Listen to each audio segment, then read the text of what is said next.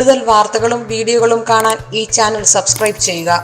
കൂടെ bell button അമർത്തുക. നമസ്കാരം. ഏഷ്യാനെറ്റ് ടിവിയുടെ എപ്പിസോഡിലേക്ക് എല്ലാ മന്യപ്രേക്ഷകർക്കും സ്നേഹം നിറഞ്ഞ ഹൃദയം നിറഞ്ഞ സ്വാഗതം. ഇതാണ് വിഷയം. നിങ്ങൾക്ക് വേണ്ടപ്പെട്ടവർ ആഴ്ചയിലെ ഈ ദിവസങ്ങളിലാണ് മരണപ്പെട്ടതെങ്കിൽ വളരെ ശ്രദ്ധിക്കേണ്ടതായിട്ടുണ്ട്.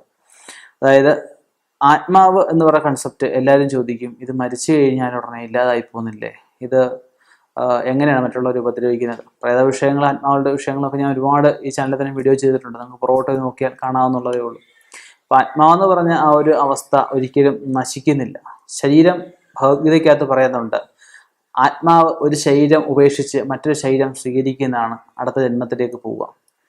അപ്പം ആ ഭഗവത്ഗീതയിൽ പറയുന്നത് പോലെ തന്നെ നമുക്ക് ഒരു ശരീരം ഉപേക്ഷിച്ച ആത്മാവ് സാധാരണ മരണമാണെന്ന രീതിയിൽ, സാധാരണഗതിയിൽ 1000 പൂർണ്ണേന്ദ്രന്മാരെയെ കണ്ട് 60 വയസ്സിന് മുകളിൽ ഉള്ള ആളുകൾ മരിച്ചു കഴിയുമ്പോൾ, അതും തല്ലിക്കൊല്ലുകയോ കരടിച്ച് മരിക്കുകയോ ചെയ്ത ദുർമരണമല്ലെന്ന് ഞാൻ പറയുന്നില്ല. ആയുസത്യമുള്ള മരണങ്ങൾ എല്ലാം 60 വയസ്സ് കഴിഞ്ഞിട്ടുള്ള മരണങ്ങളെല്ലാം തന്നെ നമുക്ക് പൂർണ്ണമായിട്ടും ബലികർമ്മങ്ങളും അടക്കങ്ങളും എല്ലാം വിധിപ്രകാരം ചെയ്തു കഴിഞ്ഞാൽ ആത്മാവ് ശാന്തിയാവും.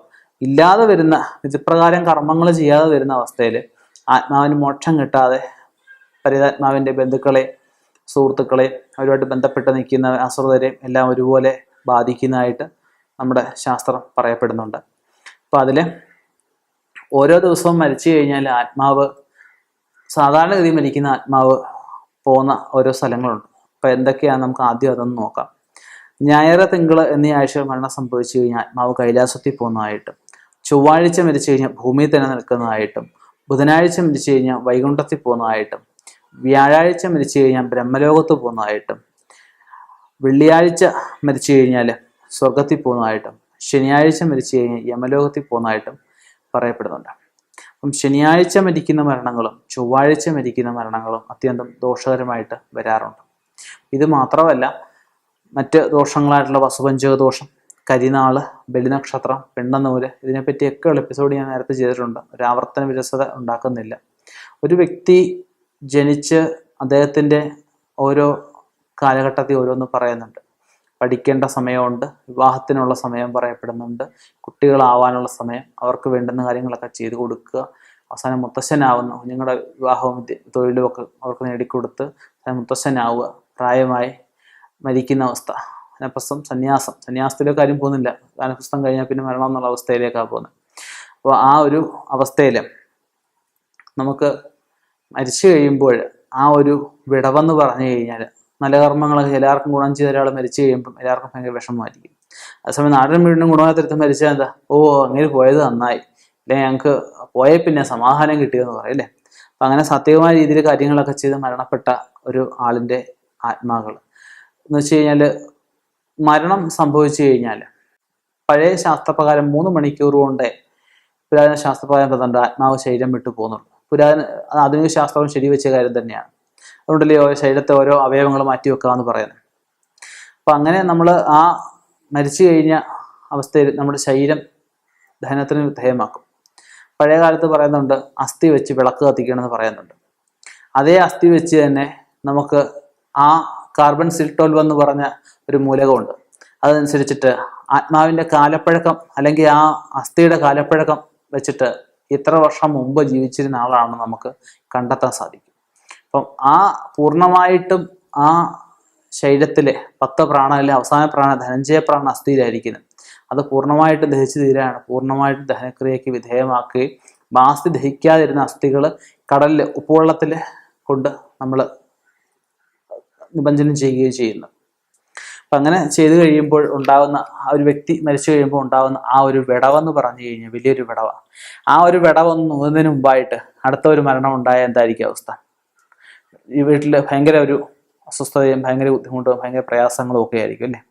കൂടുതലായിട്ട് ഈ ചൊവ്വാഴ്ച ദിവസവും ശനിയാഴ്ച ദിവസവും ഒക്കെ മരിക്കുന്നതാണ് ഏറ്റവും ദുർഘടമായിട്ട് നിൽക്കുന്ന അവസ്ഥ. ശനിയും ചൊവ്വയൊക്കെ മരിച്ചു കഴിഞ്ഞാൽ ജീവിച്ചിരിക്കുന്നവർക്ക് വളരെ ദോഷകരമായിട്ടൊക്കെ പറയാം. അതുപോലെ ചില നക്ഷത്രങ്ങളും ശ്രദ്ധിക്കേണ്ടതായിട്ട് നക്ഷത്രങ്ങളുണ്ട്. അവിട്ടമുണ്ട്, ചതയമുണ്ട്, പൂരുട്ടാതിയുണ്ട്, ഉത്രട്ടാതി, രേവതി നക്ഷത്രങ്ങളുണ്ട്. അതുകൂടാതെ തന്നെ തൃക്കേട്ട, കാർത്തികം, പൂരം, പൂരാടം, പൂരുട്ടാതി, ഭരണി, ആയില്യം, തിരുവാതിര, ചോതി, ഇതൊക്കെ ശ്രദ്ധിക്കേണ്ട നാളുകളാണ്. പുണർതം, വിശാഖം, രേവതി, ചിത്തിര, രോഹിണി, കാർത്തിക, അത്തം, തിരുവാതിര, തൃക്കേട്ട, അവിട്ടം, ഇതെല്ലാം ശ്രദ്ധിക്കേണ്ട നക്ഷത്രങ്ങളൊക്കെ തന്നെയാണ്. വെള്ളി നക്ഷത്രമായിട്ടും പെണ്ണുനൂലായിട്ടും വസുവഞ്ചവുമായിട്ടും കരുനാൾ നക്ഷത്രങ്ങളൊക്കെ ആയിട്ട് ഇവയൊക്കെ പറയുന്നുണ്ട്.